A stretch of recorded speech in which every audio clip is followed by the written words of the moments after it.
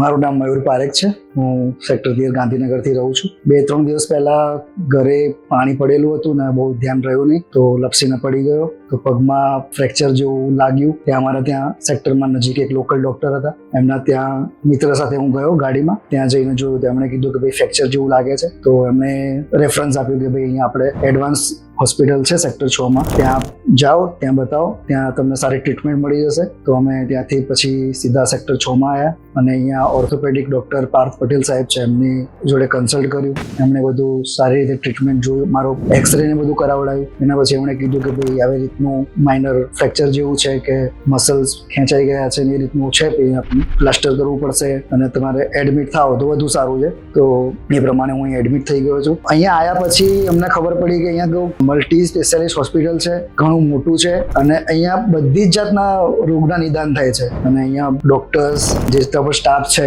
Nurse છે, brother છે, બધાનું એટલું હેલ્પિંગ નેચર.